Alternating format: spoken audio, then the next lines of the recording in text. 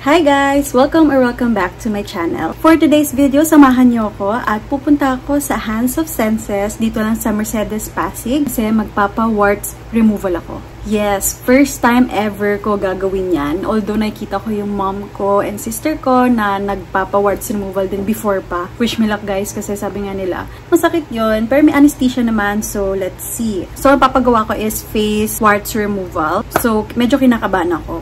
Kaya yan. Tiis ganda nga daw, di ba? So, ang appointment ko is around 2 p.m. Pero bago yan, dadaan muna kasi akong church kasi birthday ng sister ko ngayon. And yung panganay namin. And ayun, gusto lang din namin siya pamisahan. Punta muna akong church. Then after that, diretso na kami ng Hands of Senses. So, dito sa vlog na to, ang i-expect nyo po is papakita ko sa inyo yung place. Ulit, kung hindi nyo po napapanood yung dating vlog ko kasi nag-vlog na ako dun before. Kasi nagpabibiglo ako, nanalo ako ng giveaway. Maraming salamat po ulit for the opportunity. So, sorry nga, di po ako nakabalik kasi naging busy ako the past few months dahil nga sa mga collaborations ko. Now, may time ako. So, yeah, babalik tayo. So, yung mga expect nyo dito sa vlog na to, papakita ko sa inyo yung place sa labas and sa loob. Tapos, syempre, yung procedures. Ayan. Para alam nyo na ito pala yung ginagawa each procedure para sa warts removal. Ayun, papakita ako kayong before and after. Ayan. Pero siguro, pwede din ngayon. Gusto nyo makita yung before ko. So, ganito kasi yung sa warts ko. Ayan. Yan siya, guys. So, ayan. Di nga ako maglalagay ng any, makeup. Kasi nga, tatanggalin din naman. So, lipstick na lang, tsaka siguro powder. Yun lang. Ayan, ito yung warts ko. Ito talaga yung pinakaunang warts na nagkaroon ako. Lumalaki na nga siya, diba guys? Ayan, medyo na-bothered lang ako kasi pag parang lumalaki siya eh. Diba? Alam niyo na, ang pangit ang pag lumalaki masyado. So, ayan. Tapos, feeling ko ito din. Sabi nga nung iba, meron daw maliliit talaga na warts. Ayan. So, meron din dito, sabi, ito yung marami ako dito, sabi daw doon. Nung nagbibiglow ako, marami dito. So, yun na yung alam ko. So, malay natin ko alam kung baka meron din dito na hindi ko alam. So, we'll see kung ilan nga ba yung mga warts ko sa face. So, ayan, mag-ready lang ako. So, kasama ko dito si Hubby, kasi siya yung magbe-video doon. And, syempre si Baby, hindi pwedeng mawala si Baby. So, ayan, just keep on watching! Papa, dito na po. Papa, dito po. We're here na, guys! Ayan, let's go inside! So, guys, here are the pricing guide for face, body, hair, nail, and spa. Ayan siya. Diba? Ang dami nilang services. Let's go inside. Tingnan niyo yung mag-ama ko sa loob na. Super cute. So guys nga pala, pag bago kayo pumasok, meron katabi dito. So ito yung share the happy feelings sila siyang endorsing. Then here, ito yung Lucky Boba Milk Tea. Ayan. Naka-work ko na sila last year. So I'm very thankful for them. Ayan. Sister company nila actually. So ito, pasok ko tayo sa loob.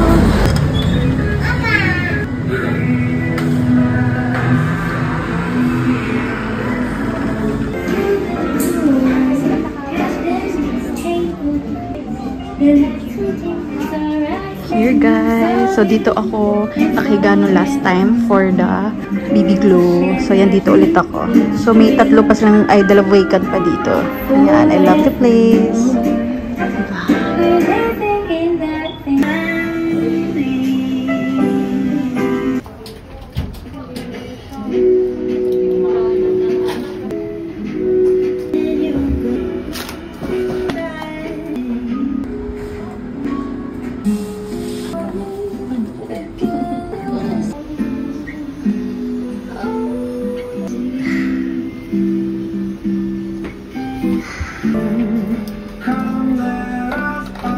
Few minutes later. Ay, we will go out.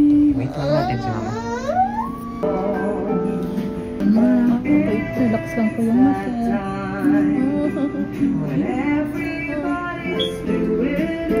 Mga maliliit meron pala. Nagilang ko. Ay, maliliit ko ng after 24 hours.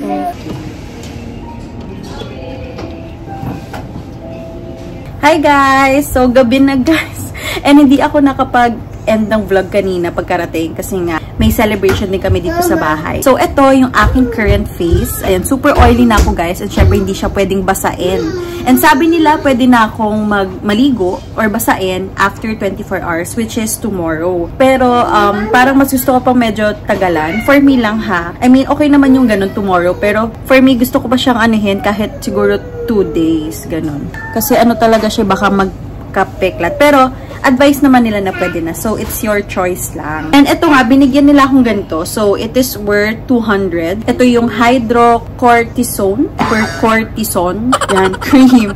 Ayan siya, para maano yung ginawa sa face ko kanina. So, ganyan, nakita nyo guys, super pawis and super oily yung face ko. Tapos, sabi nila, lagyan din to sa ref para malamig, para may cooling effect sa skin mo. Kasi since, ano siya eh, sinunog, so mas better merong pang cooling effect para sa face mo. So, pwede na daw lagyan tonight, then tomorrow nga, bale morning and evening. So, yung healing process daw nito is 1 to 2 weeks. Well, medyo nakakatakot nga siya, no guys. Parang tumataas nga balihibo ko pag nakikita ko sarili. So, ito, papakita ko din sa inyo to. Ayan, ganyan yung itsura ng kanyang cream. So, pwede ko na din lagyan yung aking face.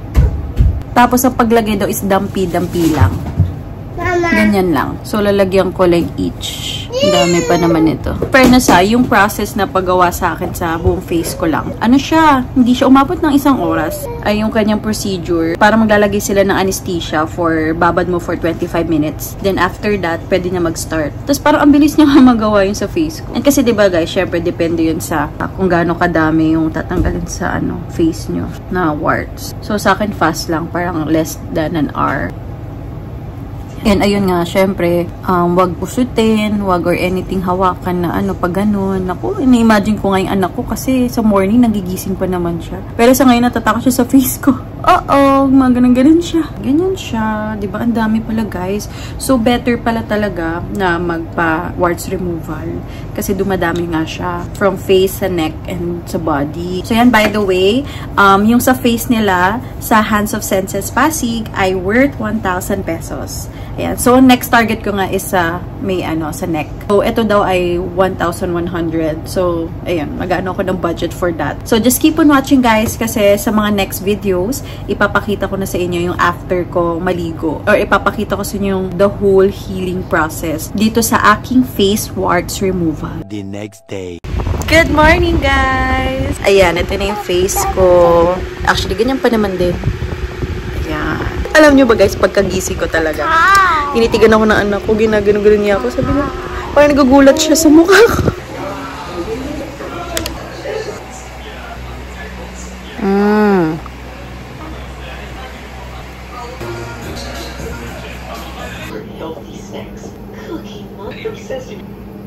Hey guys, naligo na ako. Talagang by 48 hours ako, parang hinayaan ko lang siya muna.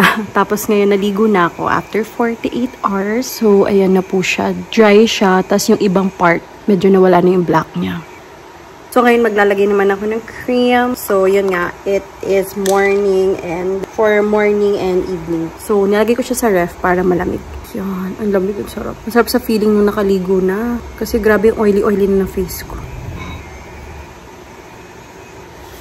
Ayan guys, done. Na-excite ako sa maging outcome niya pag nawala talaga siya totally. Tapos syempre, yung nakikita ko before talaga na meron akong malaki dito and here. So na-excite ako na paggaling niya na talaga.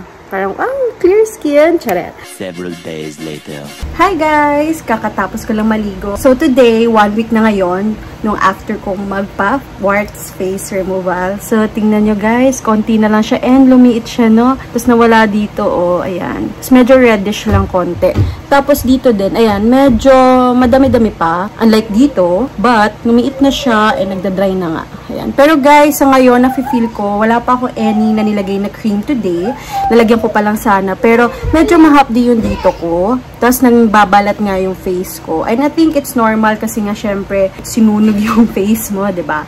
Tapos naglalagay ako ng cream. So, ayan siya, nagbabalat siya banda. Nafe-feel ko yung parang hapdi dito banda. Dito lang naman. Ayan. Siguro di ko lalagyan dyan banda. So, ay, nawala naman na dito eh. So, di na ako maglalagay. Dito na lang. Ayan. So, ang bilis din ng progress. Kasi parang actually nung these past few days, kahit mga ilang araw lang, 4 days, 5 days, nakikita ko na yung difference. As in, nabilis niyang mag-dry, tapos nabilis niyang mawala din. Tapos ngayon, 1 week pa lang, pero tignan nyo, konti na lang dito sa part na to. Ayan, konting push pa. Tapos dito sa forehead ko, ayan, nawala na nga siya guys. Ayan. Meron kasi dito. Yes! Nakaka-excite naman na totally na mawala na siya. Pero sabi nga nila, ang healing process is 1 to 2 weeks. So ngayon, maglalagay na ako ng cream. Okay, maglalagay na tayo. So, ganyan na siya. Tignan nyo. Yeah. Yan yung nagamit ko. Dampi-dampi. Tapos, kagabi actually, Makati. So, syempre, bawal kamuti. Nakatuwa, ang bilis lang pala nung progress. Katuwa, konti na lang dito. Uy, ito, lumiit siya kasi diba pinakita kasi niya before ko, may malaki dito. Ito na siya, liit niya na lang. Konting push na lang mawawala. Oh my God, thank you Lord. All done. So, lagi akong maglalagay ng cream hanggang sa mawala na talaga siya totally. Konting update pa guys. Please bear with me. Konti na lang. Keep on watching! Much later. Hi! So, I'm back naman. And tignan nyo naman, wala na po yung mga black sa aking face. Tignan nyo, wala na. Kinis na. Tsaka kinis! Hindi, meron pang yan. Pero at least nag-improve yung face ko. Talagang nawala yung warts. I love it. Kasi meron ako, diba, dalawa guys dito. So, ayan, wala na wala na. Nakakatuwa. So, ito, bibigay ko na yung full review ko dito sa kanilang face warts removal ni Hands of Senses Pasig. So, ayun nga, for me, nung mismong araw na nung September 22 na nagpatanggal ako ng warts, tolerable siya. Meron lang parts na masakit. Kasi dito lalo sa may under eye ko, dito banda, ayan. Ang sakit niya. Pero syempre, kailangan tiis, ganda talaga. Tapos meron din pala sa ilong ko, pero isa lang, maliit lang siya dito. So parang dinaanan lang talaga kasi syempre ito yung pinaka din sensitive sa ating face, diba? Ang ating nose kasi manipis siya. Pero tolerable, all in all, dito lalo. Ito yung inuna niya, dito banda. Dito banda, yung malaki. And wala, parang nung time na yun, ang sarap sa feeling nga. Kahit yun nga lang, syempre sinusunog, so medyo amoy yung yung pagkasunog niya, ganan. Amoy siya. 10 out of 10 for me, yung yung sa pagiging tolerable sa pain. Then, the next day, yun nga, medyo nangangati siya nung bandang gabi na. Maganda nga talaga na nilalagyan natin ng cream para talaga mag-fast healing siya. Sorry po, anak ko ang ingay lang. Sorry. Tapos, ang advice ko lang talaga is lagay niyo yung cream for morning and evening. Nung the next day noon, mga 24, ayan, medyo na siya, lumiliit. Tapos, kumukonti, nawawala na yung pagka-black niya sa iba't ibang parts. Pero yun nga, madami pa din.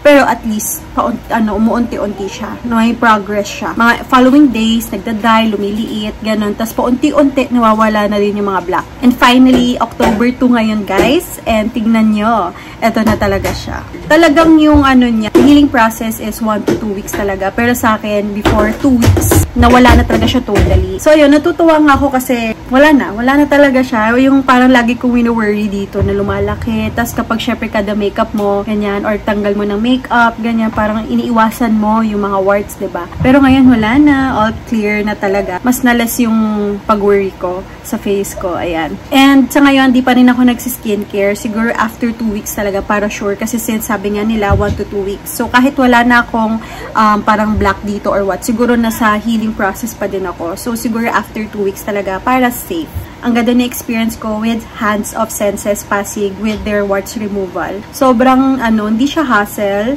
And babait super si Miss Angel kasi habang tinatanggalan niya ako nung sa face warts removal ko noon, tatanong-tanong kasi kami ni hubby noon sa kanya. Syempre kasi first time nga. Sinasagot niya naman lahat ng questions. Knowledgeable siya sa kanyang ginagawa. So yun, if ever nga gusto niyo din magpatanggal ng mga warts niyo, you can visit Hands of Senses Pasig and look for Miss Angel. So ito, another closer look.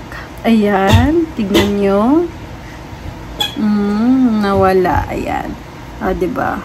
Ayan. So, yun lang guys. Share ko lang din sa inyo yung aking review and yung the healing process for the face warts removal. So, before I end this video, of course, I would love to thank Hands of Senses Pasig and of course to Miss Angel. Ayan, super thank you po talaga. Sana pala matagal ko na yung ginawa to, no? So, this is the end of my vlog. Thank you so much for watching. I really hope na nagustuhan nyo tong content ko. If ever you have any comments or suggestions, kindly comment below. Don't forget to like, comment, share, and subscribe to my YouTube channel, Mommy Pammy. I'll see you in my next vlog. Bye! Say bye!